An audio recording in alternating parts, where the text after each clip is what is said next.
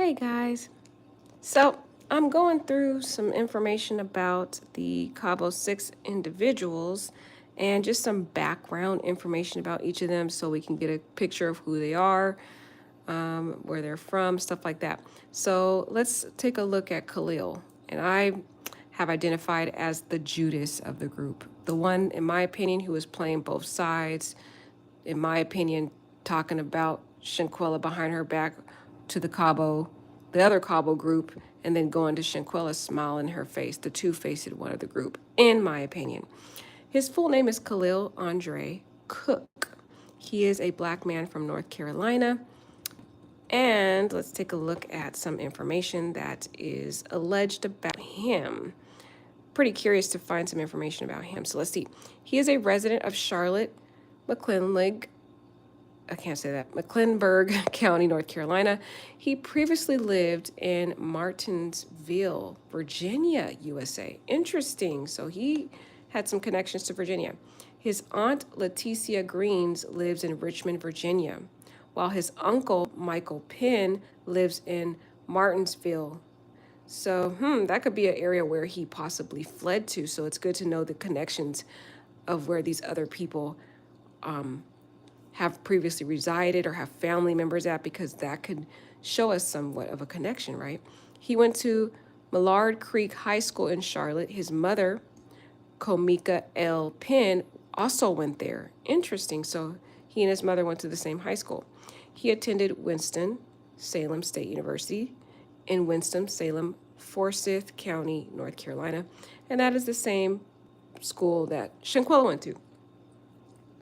He was 2 years older than his fellow Winston-Salem State University alumni, Shanquella Brenata Robinson. Okay, so he's 2 years older than Shanquella. They met in 2014, as we know already that they have at least 5 to 6 year friendship. So they met 2014. On August 12th, 2018, his maternal grandmother, Fornstein P. Penn, died in Charlotte. Fornstein's twin sister, Laurenstein Penn, lives in Martinsville. So interesting, his grandmother has a twin. Very interesting. Okay. Amid the new coronavirus pandemic, he received a paycheck protection loan of $20,833 through the Capital Plus Financial LLC. He received a PPP loan, basically, which was approved on May 20th, 2021. And there's allegations that he didn't do too good in his alleged business. So, and it's kind of sketchy why he received this PPP loan. I haven't seen any evidence of some business. He's supposed to have some clothing line, but there's no indications that he was doing too well at that. But I believe that's the connection of jealousy I am connecting to Shanquella, of why he was jealous of her, in my opinion, is that, Shanquella was flourishing in her business and he was over here failing at his clothing line.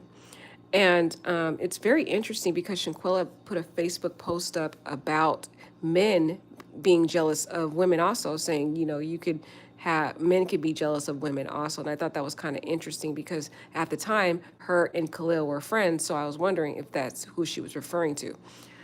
On October 28th, 2022, he allegedly went to Cabo San Lucas, Baja California Sur, Mexico, with Robinson and 5 other friends and stayed in the Cabo Villa rental, Villa Linda 32, in Puerto Los Cabos, San Jose del Cabo, Baja California Sur. On October 29th, 2022, Robinson was found deceased in a room in Fondadores Beach Club area in San Jose del Cabo, Baja California Sur. After Robinson's death, he and their 5 other friends allegedly immediately went back to the U.S. earlier than planned.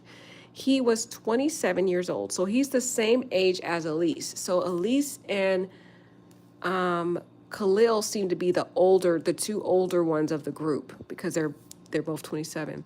So he was 27 when Shanquella died. On November 23rd, 2022, that's when the video surfaced of a woman attacking Robinson in the hotel. He was allegedly in the room with other people recording the attack instead of intervening. And here, this just shows evidence of him allegedly signing in. He looks like to be the first person that signed in. to this Cabo villa.